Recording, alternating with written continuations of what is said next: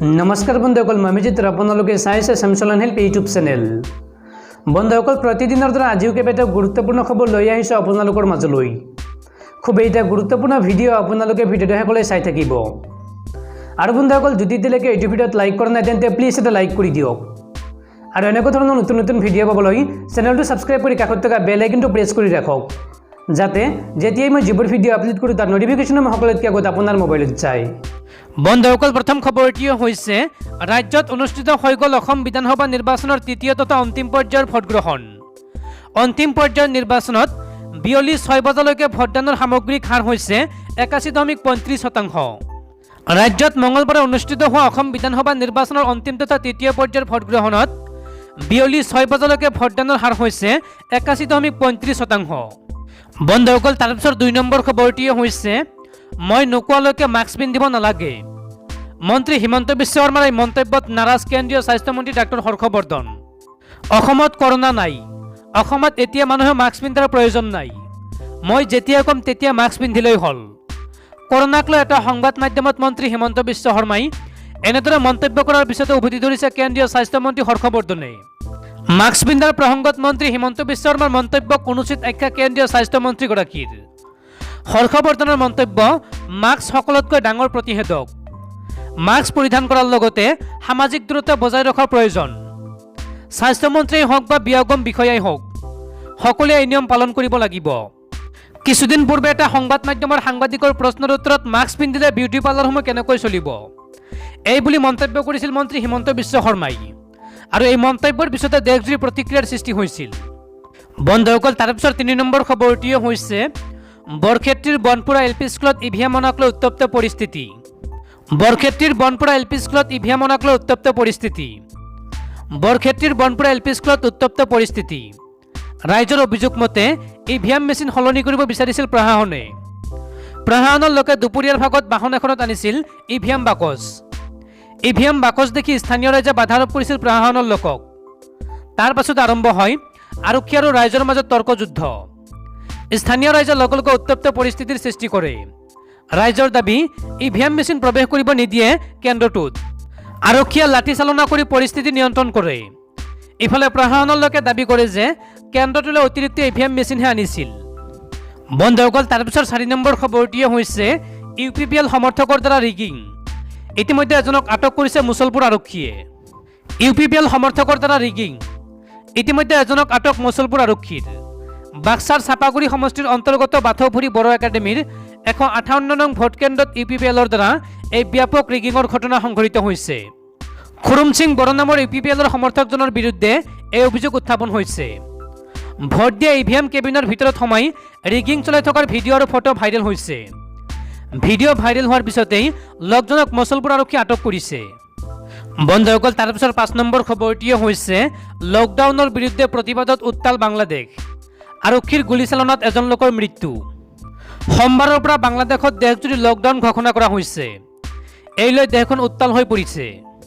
দেশখনৰ গ্ৰাম্য অঞ্চলত লকডাউন আৰু আৰক্ষী বলবৎ কৰাৰ বিৰুদ্ধে হিংসাত্মক প্ৰতিবাদ সংঘটিত হৈছে। প্ৰতিবাদকাৰীসকলে এখন আৰক্ষী থানাতো আক্ৰমণ কৰে।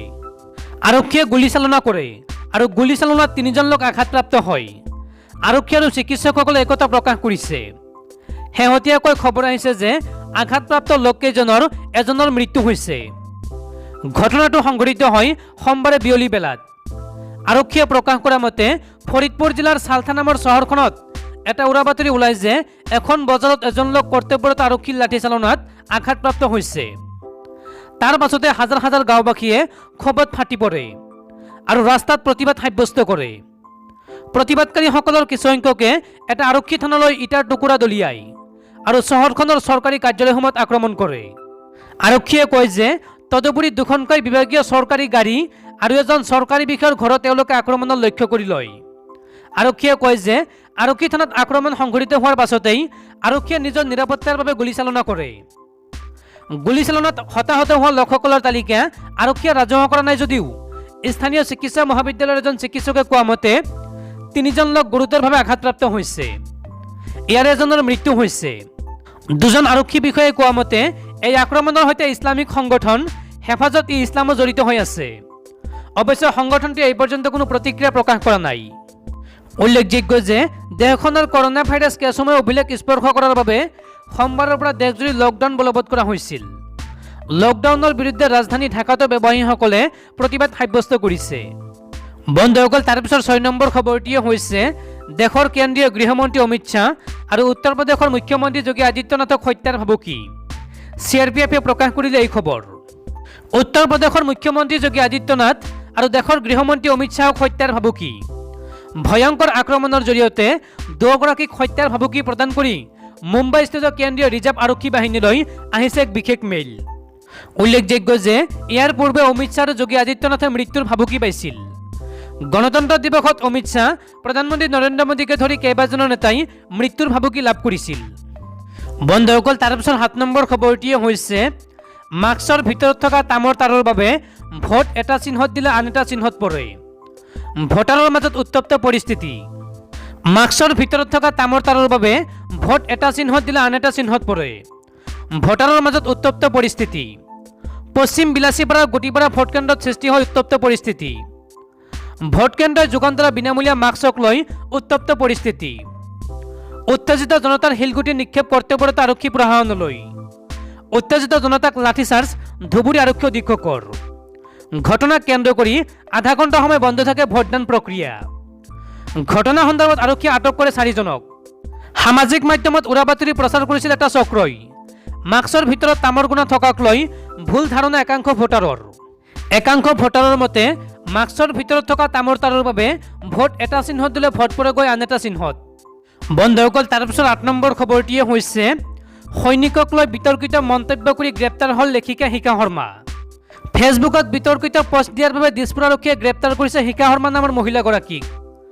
ছত্তীশগড়ত শ্বহীদ হোৱা অসমৰ 2 বীৰ জোৱানৰ প্ৰতি ফেচবুকত অসন্মানজনক মন্তব্য কৰিছিল শিখা শৰ্মাই। এই সন্দৰ্ভত দিছপুৰ থানাত 2গৰাকী অধিবক্তাই ৰুজু কৰিছিল গোচৰ। দিছপুৰ আৰক্ষীয়ে প্ৰথমে আটক কৰিছিল শিখা শৰ্মাক আৰু তাৰ পিছতেই গ্ৰেপ্তাৰ কৰে তেওঁক। উল্লেখযোগ্য যে ছত্তীশগড়ৰ বিজাপুৰত মাওবাদীৰ হোৱা সংঘৰ্ষত অসমৰ 2 জোৱান শ্বহীদ হৈছিল। তেওঁলোক ক্ৰমে সৰুপেটাৰ দিলীপ কুমাৰ দাস আৰু দুধনৰ বাবলু ৰবা আছিল। শিখা শৰ্মাৰ বিৰুদ্ধে ৰুজু হোৱা গোচৰ নম্বৰ হৈছে 1281/21। বন্ধুসকল, তাৰ পিছত 9 নম্বৰ খবৰটিয়ে হৈছে COVID-19ৰ মহাসংক্ৰমণ।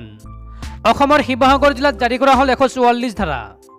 ভাৰত চৰকাৰৰ গৃহ মন্ত্ৰালয়ৰ COVID-19 ব্যৱস্থাপনা নিৰ্দেশনা অনুসৰি শিৱসাগৰ জিলাৰ জিলাদণ্ডাধীশ বিষ্ণু কমল বৰাই আজি জাৰি কৰা এক আদেশযোগে সমগ্ৰ শিৱসাগৰ জিলাত কাৰ্যকৰী হোৱাকৈ ভাৰতীয় ফৌজদাৰী কাৰ্যবিধি আইনৰ 144 ধাৰা বলবৎ কৰিছে।